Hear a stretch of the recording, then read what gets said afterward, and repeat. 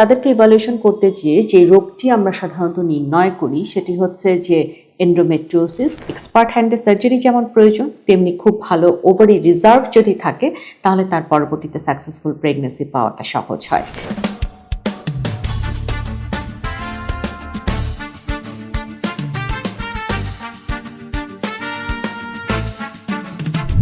লামিয়া আমাদের কাছে এসেছিল সাতক্ষীরা থেকে। তার বয়স হবে প্রায় 28 বছর।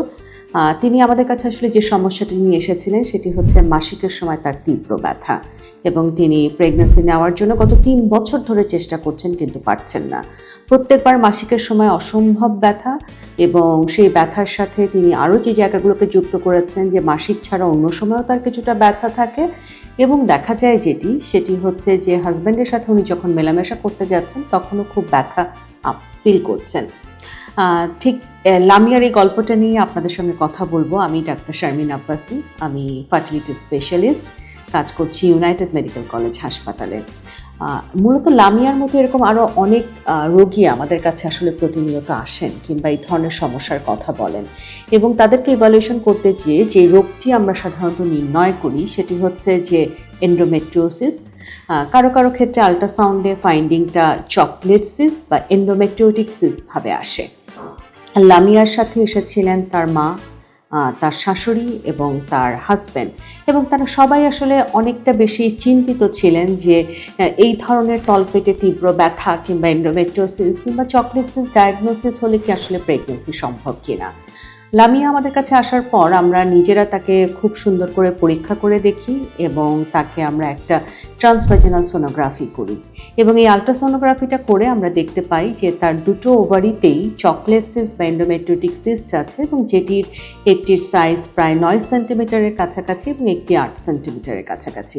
যেহেতু 3 বছর বন্ধ্যাত্বের সমস্যায় তিনি ভুগছেন, তার সাথে এন্ডোমেট্রিওসিস আছে, তার সাথে তার সেক্সুয়াল লাইফটাও এক্ষেত্রে অনেকটা কঠিন হয়ে গেছে, তার ডে টু ডে অ্যাক্টিভিটি কঠিন হয়ে গেছে।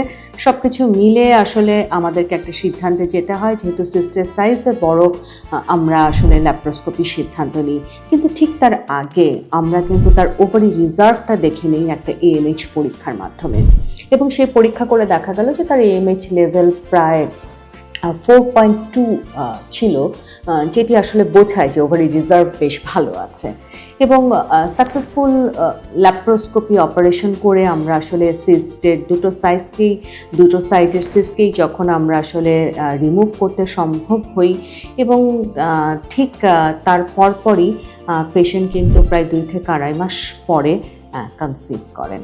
তো আমি এটাকে আসলে একটা সফলতার জায়গা এই কারণেই বলতে চাই যে লামিয়ার মতো তার হাজব্যান্ড, তার মা বা শাশুড়ি বা যেই পরিবারে এন্ডোমেট্রিওসিস বা চকলেট সিস্টের এই ধরনের সমস্যাগুলো আছেন, তারা কিন্তু অনেক বেশি ভয় পেয়ে যান, চিন্তিত হয়ে যান। তারা মনে করেন যে এন্ডোমেট্রিওসিস বা চকলেট সিস্ট থাকলেই জীবনটি শেষ হয়ে গেল, এখানেই আমার জীবনের সমাপ্ত, আমার আসলে কখনো কনসিভ হবে না।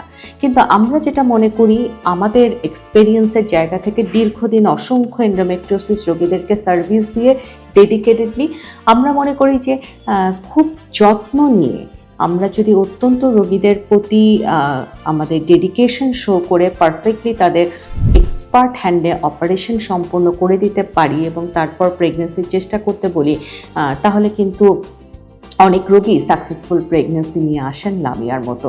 এবং অনেক সময় দেখা যায় যে সিস্টের সাইজ যদি ছোট থাকে তাহলে কিন্তু ওষুধের মাধ্যমে, সেটা হতে পারে মুখে খাওয়ার ওষুধ, সেটা হতে পারে ইনজেক্টেবল ওষুধ, তার মাধ্যমেই কিন্তু সিস্টটাকে ছোট করে সাকসেসফুল প্রেগনেন্সি দেওয়া সম্ভব।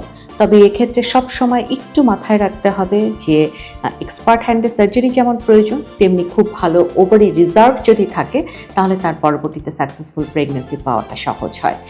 তো আশা করছি আপনারা সবাই ভালো থাকবেন, এবং এন্ডোমেট্রিওসিস ও বন্ধ্যাত্ব রোগীদের সাকসেসফুলি ট্রিটমেন্ট দেওয়ার ক্ষেত্রে আমরা প্রতিশ্রুতিবদ্ধ। ধন্যবাদ।